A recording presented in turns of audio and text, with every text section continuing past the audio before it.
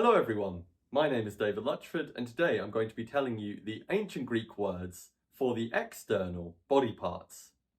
Let me begin by saying that the word for body in ancient Greek is soma, and the body is covered with skin, which in ancient Greek is derma.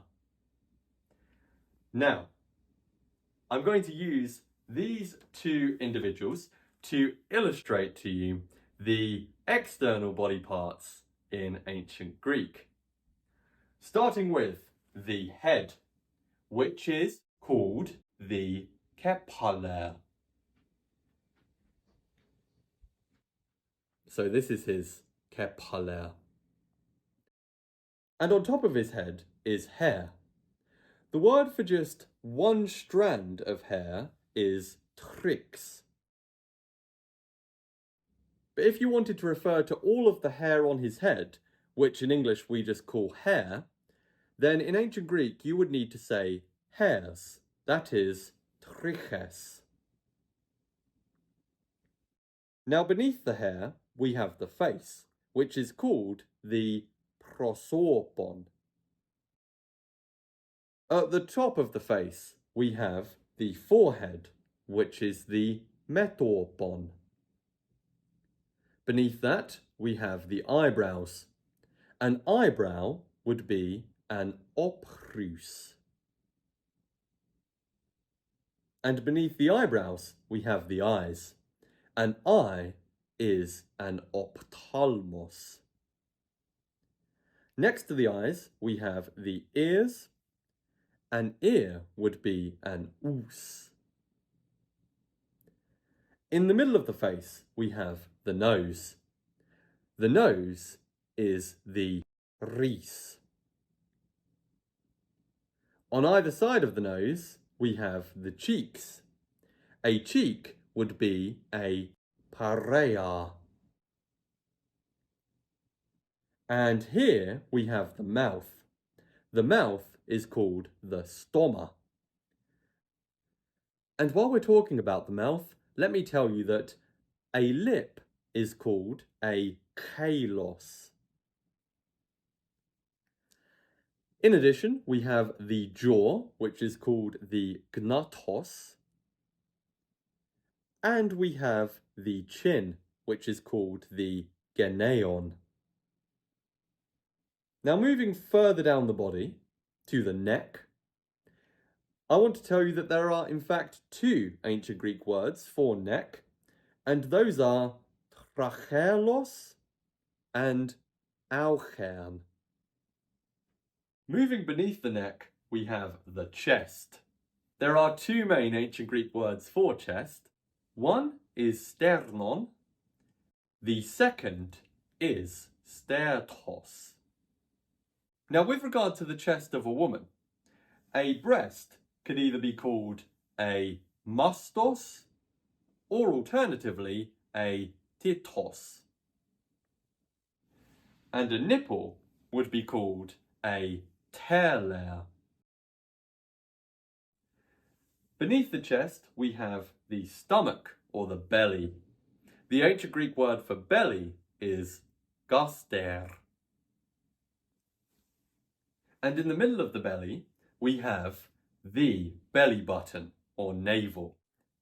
The ancient Greek word for navel is ompalos. Next we have the sides of the body. A side of the body is called a pleura. But before we go any lower, I need to tell you about the arms.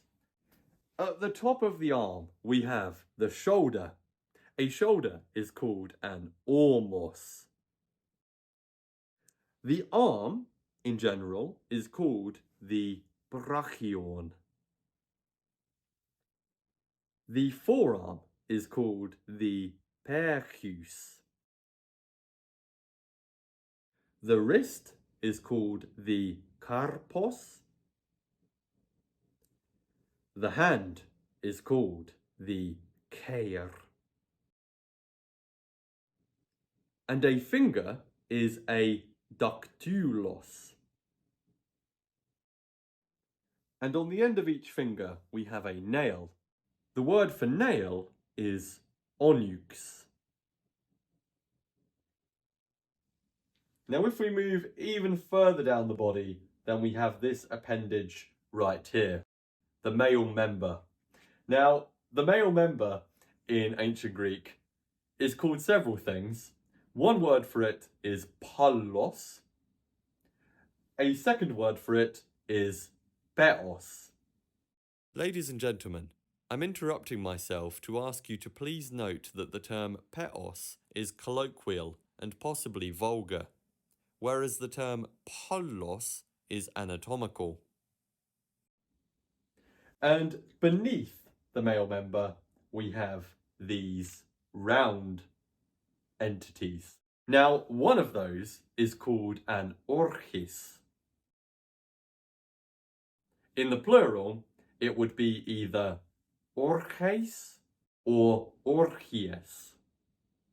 Now, to continue talking about the ancient Greek terms for genitals, let me say that in general, for either sex, the word for genitals is eidoion. Eidoion. It literally refers to the thing to be ashamed of, which isn't that nice. Anyway, I've already told you specifically about the male genitalia, so let's move over to the female genitalia. Now, ladies and gentlemen, I've been doing research, intensive research, and it seems there isn't one or two commonly used polite terms for what ladies have down there in ancient Greek. I can find plenty of swear words, okay, but we do not want to use those. We're talking about anatomy here, and so the best I've been able to come up with in my studies is the term leimorn, which means a meadow, actually. But it's used to either refer to what ladies have down there fully, or perhaps just this part, okay? And the other term I found in my intensive research is the term kerpos. A kerpos is actually a garden or an orchard, but it's used to refer to what ladies have got down there. So, there are two terms for you. Leimorn, which may just refer to this region here, as opposed to everything down there, but it could also refer to everything down there. And the term kerpos, which is another euphemism for female genitalia.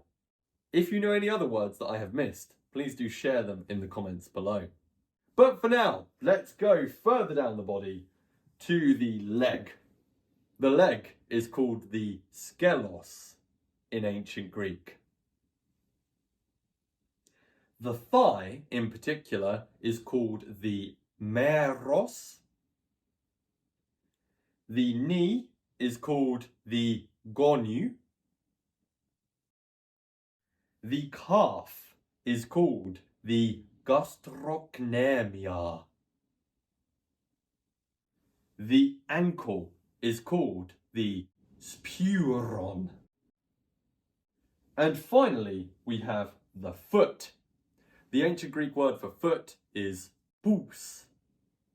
And if you're wondering what a toe is called, well, the same term is used for both finger and toe, namely dactylos.